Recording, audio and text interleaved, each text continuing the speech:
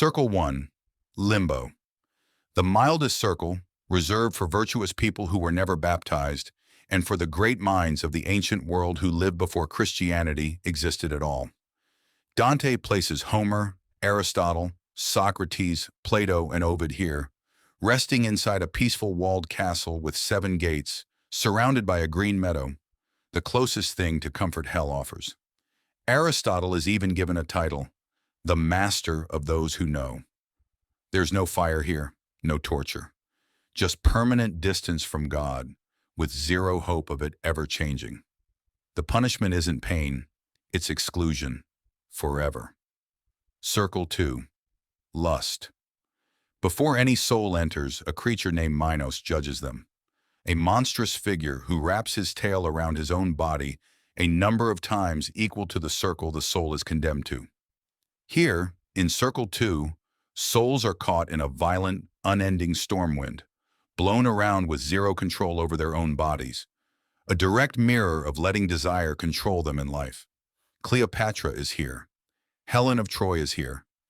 And Dante meets 2 real historical lovers, Paolo and Francesca, murdered by Francesca's husband after he caught them reading a story about Lancelot together and sharing a kiss. Even in the storm, the wind refuses to separate them. Circle 3.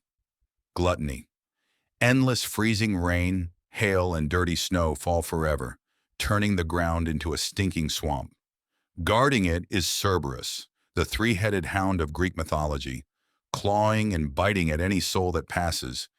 Dante's guide has to shove fistfuls of mud directly into its 3 mouths just to get through. Lying in the filth here is a Florentine named Ciacco, who, even while drowning in muck for eternity, still can't resist gossiping about the political future of his home city. The logic holds exactly. Those who drown themselves in excess now lie forever in disgusting excess they can never enjoy. Circle 4. Greed. Guarded by Plutus, a bloated demon who screams a garbled, half-nonsense curse the moment Dante arrives. 2 opposite groups are punished together, hoarders, who obsessively saved everything, and squanderers who threw money away without a thought. Both are condemned to push enormous, heavy weights against each other in a giant circle, colliding endlessly, screaming insults at one another, then turning around to do it all again. Dante notes something pointed here. This circle holds more clergy and popes than almost any other, a direct jab from a poet who had very real grudges against the church of his own time. Circle 5. Wrath and Sloth.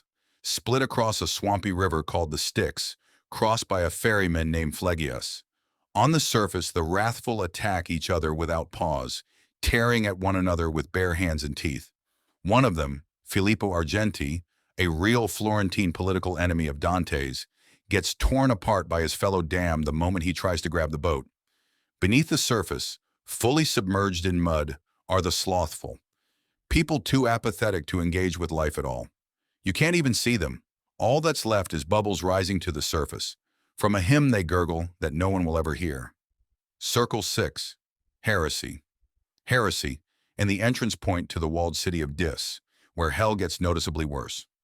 3 Furies appear on the walls and threaten to summon Medusa to turn Dante to stone on the spot. An angel has to arrive just to force the gates open. Inside, heretics are sealed alive inside glowing, flaming stone tombs, fully conscious, burning forever. Dante speaks with Farinata degli Uberti, a real political rival from his own city, who rises halfway out of his burning tomb mid-conversation. In the tomb next to him lies the father of Dante's closest friend, who anxiously asks, mistaking a verb tense, whether his own son has already died. Circle 7. Violence. Guarded at the entrance by the Minotaur, and split into 3 rings based on who the violence was against. The outer ring holds those violent against others, submerged in Phlegathon, a boiling river of blood, patrolled by centaurs firing arrows at any soul that tries to rise higher than its assigned depth. Tyrants like Alexander and Attila are held down at the deepest, hottest point. The middle ring holds those violent against themselves. Suicides here are transformed into gnarled, twisted trees, tormented by harpies that tear their leaves, and the souls can only speak at all when a branch is broken off, bleeding as it screams. The inner ring holds those violent against God, nature, or art, forced to lie or wander an endless desert of burning sand under a constant, slow rain of fire, including Dante's own beloved former teacher, spotted running endlessly across the sand. Circle 8. Fraud. The male bow, literally evil pouches, consists of 10 separate concentric ditches, each built for a different kind of deception. Panderers and seducers are whipped by horned demons. Flatterers are submerged in human filth. Corrupt clergy who sold church positions are buried upside down with their feet on fire.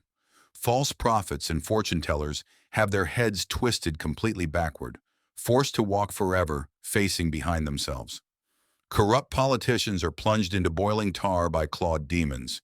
Thieves are bitten by venomous serpents, transforming into reptiles and back again. Fraudulent advisors burn inside individual tongues of flame, and sowers of division are hacked apart by a demon with a sword, only to heal and suffer the same fate again. Circle 9. Treachery. The deepest and final circle of hell isn't fire, it's ice. A vast frozen lake called Cocytus, kept frozen by the beating wings of Satan himself. The lake is divided into 4 zones based on who was betrayed: family, country, guests, and finally those who betrayed the people who trusted them most. At the very center stands Satan, trapped waist-deep in ice, with 3 faces and 3 mouths, eternally devouring Judas Iscariot, Brutus, and Cassius. To Dante, betrayal was the greatest sin of all.